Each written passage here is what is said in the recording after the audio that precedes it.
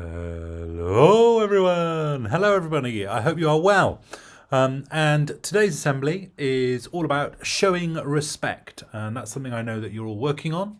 You're working on those three things: showing respect, showing integrity, and showing excellence. So we're going to talk about showing respect today. But first of all, I just want to say this because there's a special occasion happening for many of our families tomorrow or Friday. It's Eid. So, Eid Mubarak, everybody, which basically means Happy Eid. And Eid is a celebration that millions of Muslims will be celebrating all around the world. And some of our children won't be coming into school tomorrow because they are celebrating Eid. So I hope you have a great day. And that made me start thinking about Eid, and it made me start thinking about the Muslim community. And I think we ought to do some work on Muslim people who have changed lives. So I found this book. It's a great looking book. It's called Amazing Muslims Who Changed the World by Burhana Islam. And it's got a beautiful cover and it's got fantastic illustrations, and you know what a sucker I am for beautiful pictures inside a book. And it's written by this lady, and she wrote a little bit at the start of the book. Her name is Burhana Islam, as I said. And let me just read what she said in the front. Author's note.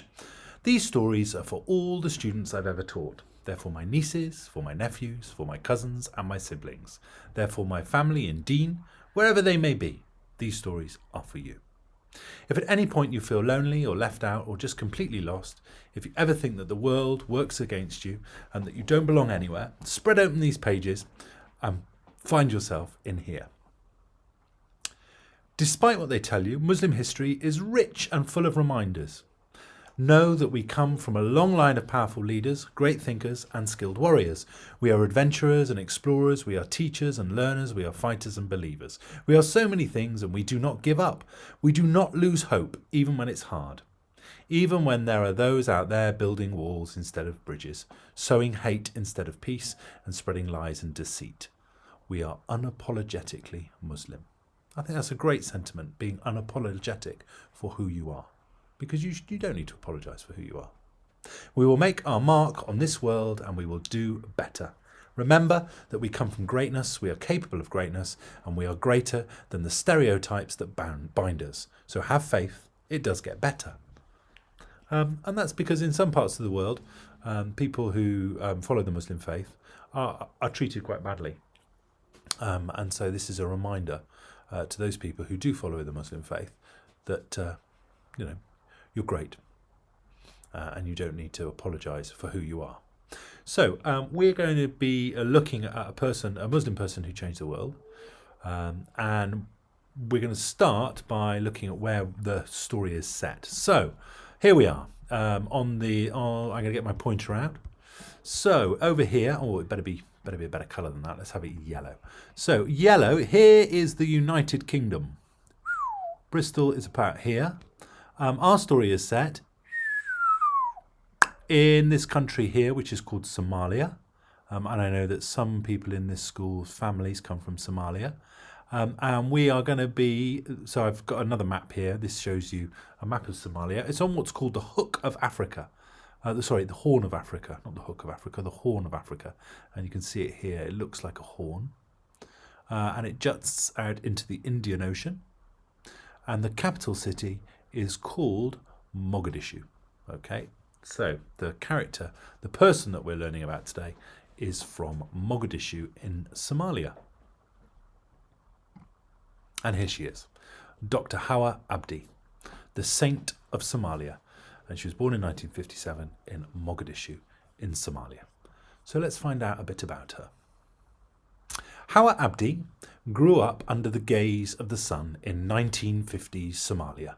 It was peacetime and things were good.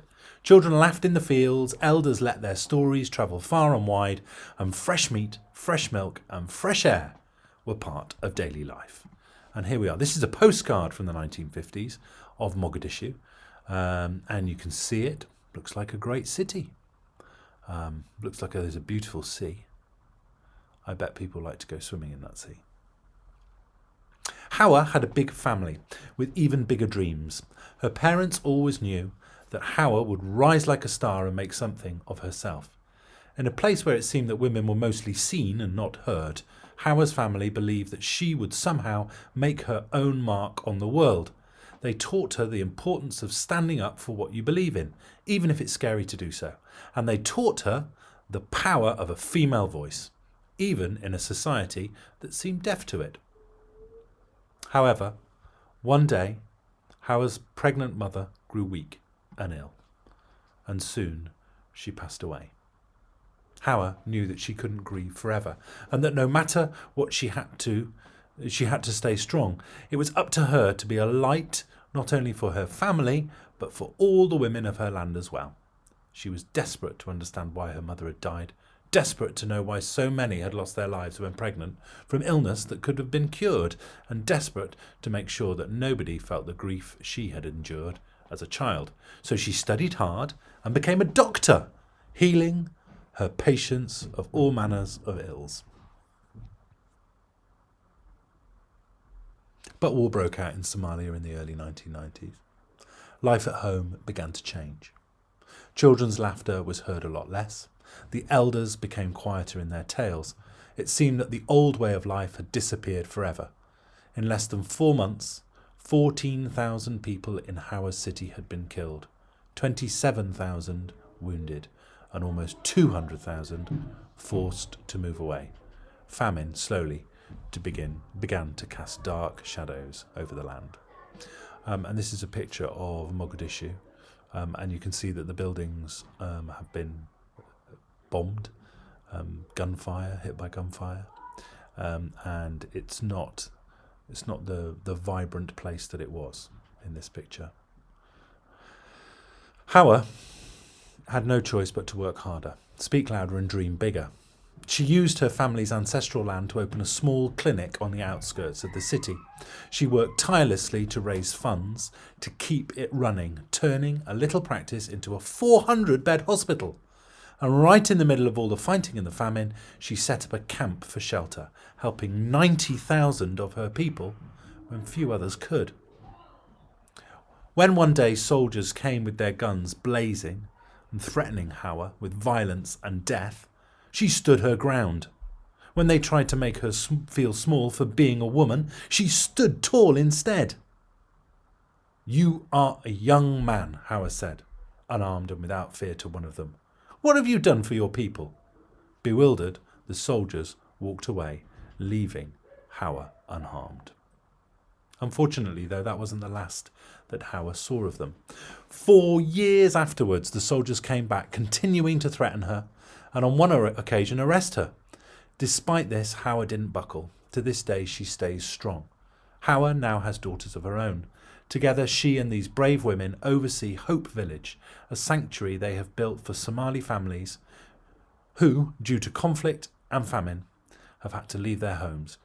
Even though Somalia is still war-torn, even though its buildings and its people have fallen, and even though it seems like everything is lost, Hawa still hopes for a day when the Somalia she once played in emerges more into the sunlight.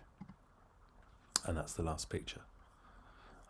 I've got an interesting fact about her. In 2010, she was actually captured by and kidnapped by rebel soldiers and held hostage.